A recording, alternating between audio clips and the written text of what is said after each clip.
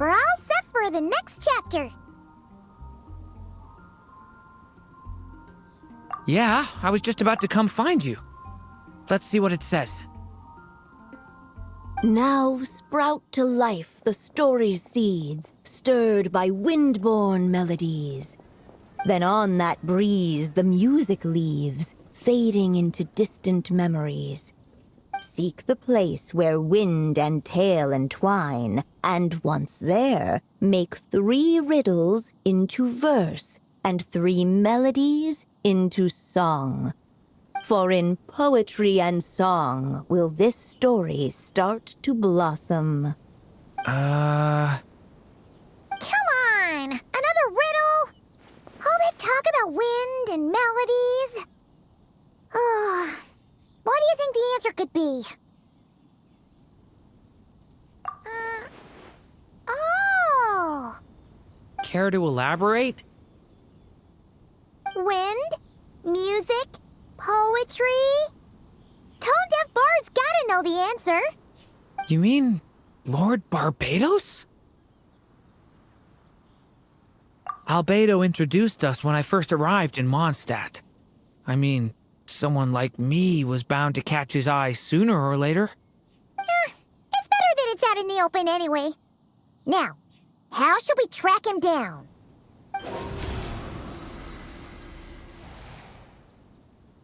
I'm pretty sure he's already caught wind of what's going on here. Why don't we just see where the wind takes us? Right. He definitely makes it easy to forget he's a real god sometimes.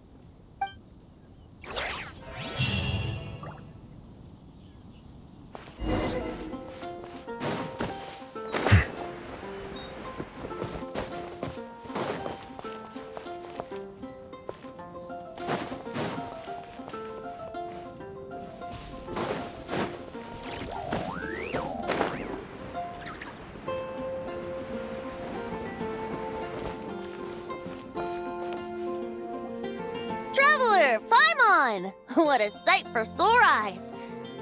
And the little dragon from the fairy tale world.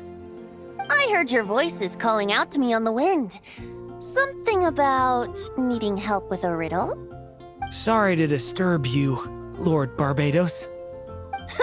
Disturb me? Not at all! To tell you the truth, I'm just as curious about this riddle as you are. Let me take a look.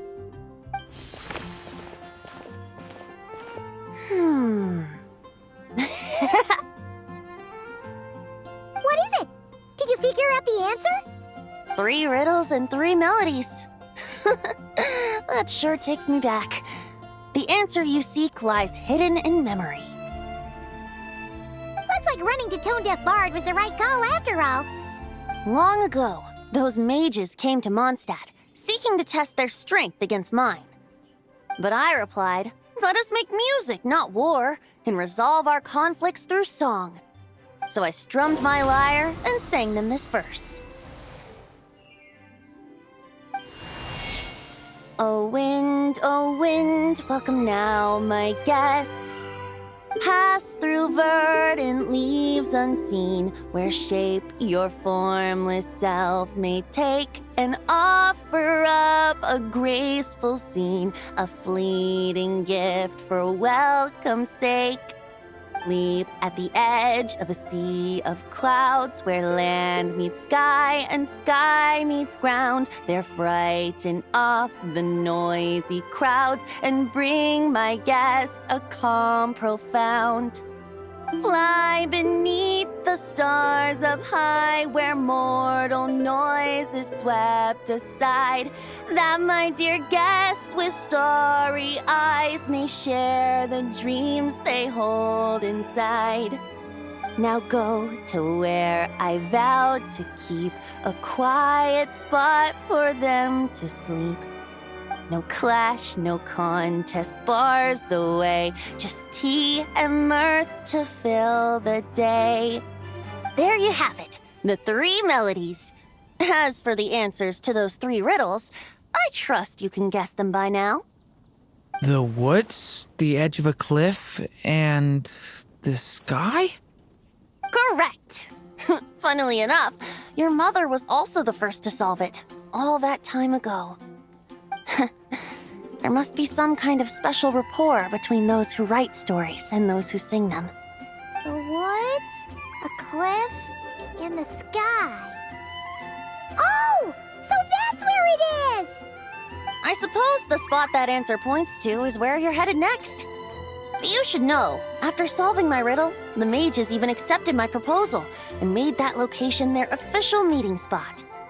And going by what your book is suggesting, once you found it, you might want to try playing the melody I just shared with you. Guess you can be pretty reliable when it counts, huh, great animal Archon? Thanks for the help, Lord Barbados. Still got questions for me, huh? Yeah, you must have read countless tales in your time, being a wandering bard and all. In your experience, why might an author consider a story unfinished? Unfinished? Well, I guess if there's something left to accomplish in the story, or, if the last line goes, "To be continued." Huh? Wow, your helpfulness lasted for like 1 second. In all seriousness, I would think the answer to that question lies in your mother's story itself. It's not my place to pry any further. All right then, we should get going.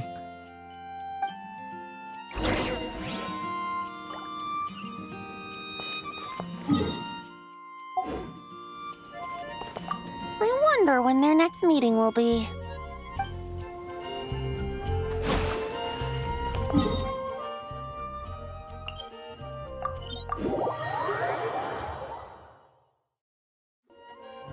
Okay, we're here!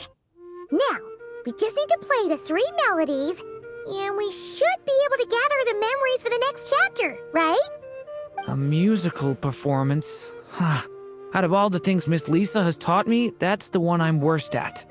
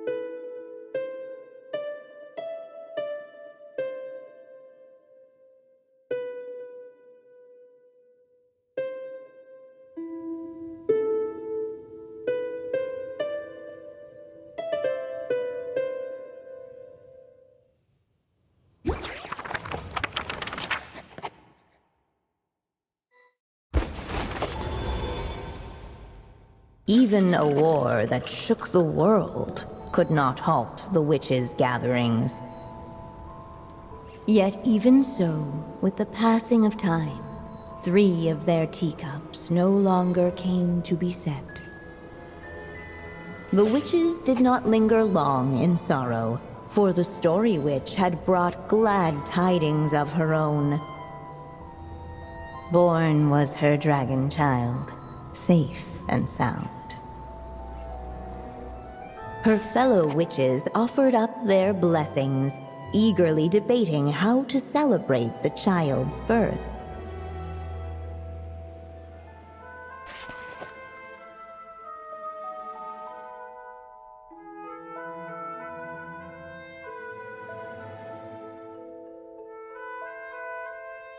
In the end, they settled on the most vibrant balloons they could find. After all, what could be more joyous than the arrival of new life? And so, the witches' gathering turned into a birthday celebration.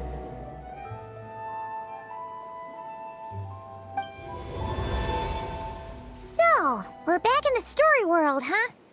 As if from nowhere, new guests appeared at the witches' table. Perhaps they too had come to celebrate the dragon child's birthday. Yet while everyone else was busy thinking about what kind of gift to offer, these three seemed to have come empty-handed. Hardly the recipe for a warm welcome to a birthday party, now is it? A gift? Hey, what's this all about? We only just found out this was a party. While the guests voiced their complaints and grievances, perhaps they should have been wondering what kind of gift to give instead. So, we need to bring a gift to advance the story? Ugh, but where are we supposed to get something like that? Perhaps it would be a good idea to have a look around. Why didn't you just say so?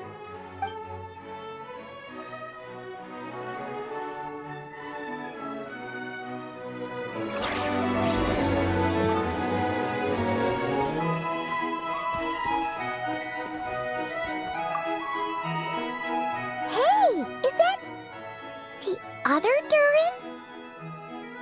Hey, Mini Durin! Nope, no reaction.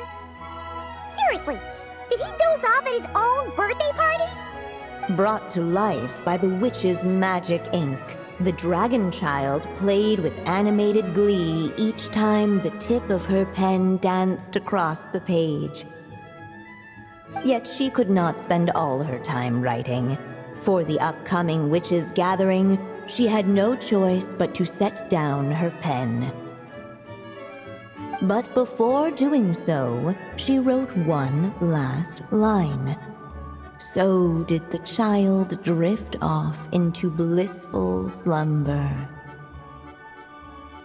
Huh, that's a bit convenient. Strange. I don't remember ever being at any of the mages' gatherings. When exactly was this birthday party supposed to have happened? No wonder you don't remember. From the looks of it, you were probably fast asleep at the time. The witches went on chatting away, ignoring the empty-handed guests. Hey, could we use these as gifts, maybe? At last, the guests found something to give the dragon child. Guess that's a yes then. Which one should we go for? Still, the guests wondered what kind of gift might the little dragon really want.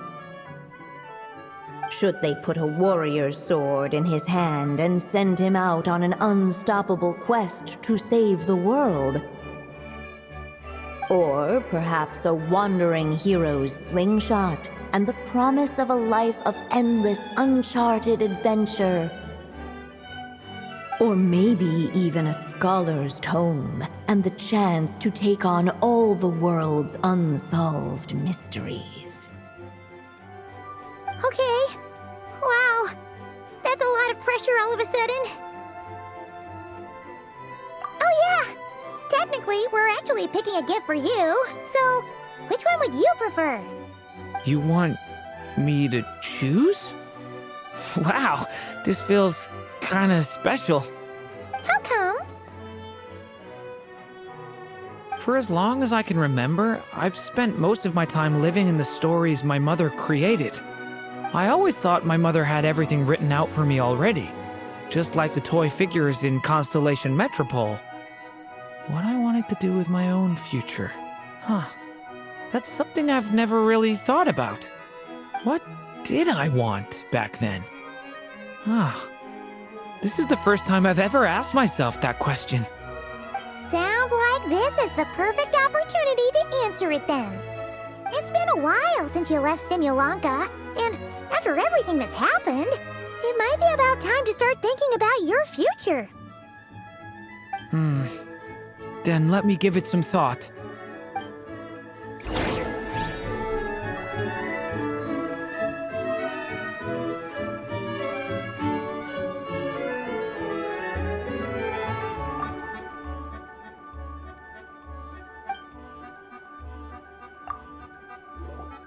In the end, the guests settled on the Scholar's Tome. So you're the scholarly type, huh? I just feel like I should learn more about the way the world works. What makes you say that?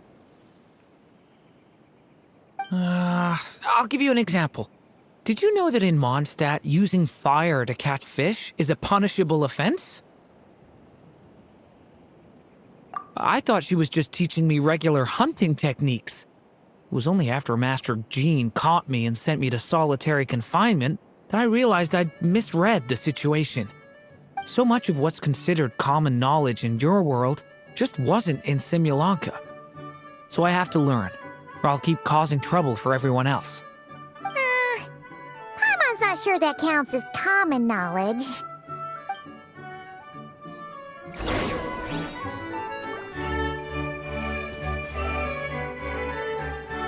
Alright, they should let us in now that we've got a gift, right? Hello there. Brought a gift this time? The newly arrived guest presented his gift, wishing the little dragon a future as a wise and accomplished scholar. Accepting the guest's blessing, the Story Witch invited him and his friends to take their place around the table. Finally, she could introduce them all to her dragon child, telling all in attendance about the moment of his hatching, and of course, the name he'd been given. It was then that the Seer Witch, diviner of the stars, withdrew her gaze from the heavens and turned a sorrowful glance upon the little dragon. You gave him the same name as that evil dragon? That's right. But the life I intend for him shall be very different. What folly to love so blindly. For as you must know, a name is the mirror of destiny itself. He who bears an evil dragon's name must also inherit the fate of its previous owner. His fate has been foretold. Then I'll rewrite it. The witches at the table fell silent, for they knew the Seer Witch's words had never once proven wrong. Yet, just as clearly, they recognized the Story Witch's resolve, for there is scarce a force in this world more fearsome than a mother's love. At last, the Merry Witch stepped forward, dispelling the uneasy silence. So be it. Then we'll all lend a hand. Together, we shall rewrite this child's fate. You mean to defy one of the fundamental rules of this world? I refuse to be shackled by such rules. Besides, this is a witches' gathering, is it not? What could be more fitting a subject for this occasion than to defy them? Oh? Sounds like an interesting experiment. I suppose, were we to succeed in this endeavor, we might bring a touch of wonder to this otherwise dreary sky of stars. The Merry Witch finally talked them all round, just like she had done many times before. Warm and strong as the sun she was, so much so, in fact, that those who her light shined down upon had no choice but to bask in it. And so the witches readied their gifts, 3 marvels of the cosmos. For this child, I shall decipher the ravings of the heavens and lay bare before him the trickery of fate. For this child, I shall leave a formula powerful enough to unravel the very origins of this world, that he may seek another solution for the conundrum of his life. For this child, I shall call upon wondrous magic to make possible his impossible wish. All the Story Witch had was the pen in her hand, yet with the love that flowed from it, she resolved to bring forth a marvel of her own. For this child, I shall leave behind the last story I will ever write, and with it, a path to an ending yet untold. With the witch's blessings given and received, the little dragon's fate at last began to turn. In the midst of the dragon child's birthday celebration, the seer witch proclaimed her prophecy. The child had been given the evil dragon's name, and with it, the burden of its fate.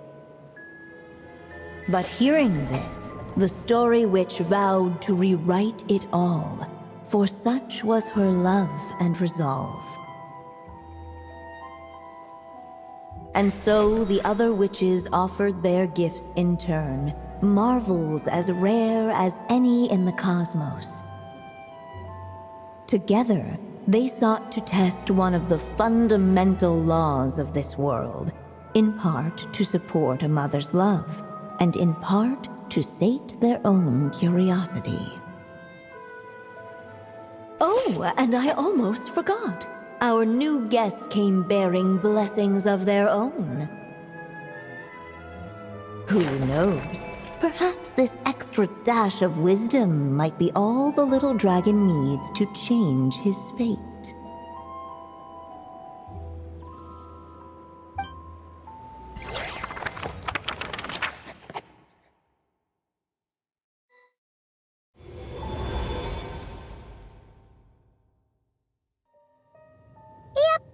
Looks like we've completed this chapter, too.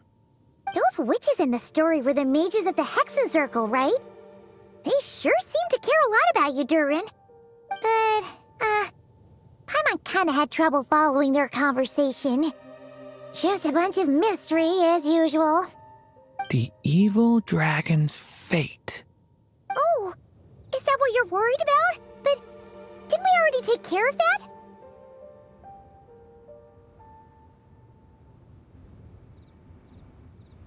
Ah, the mages must have had a hand in that, too. Also, I was just thinking, which part of the story are we even meant to be completing? Oh, it feels less like we're filling in the gaps and more like we're adding something new altogether. But we use the ink, right? And the book hasn't given us any more clues, so that must mean our task is complete. At least for now. Yeah, I guess we're doing something right.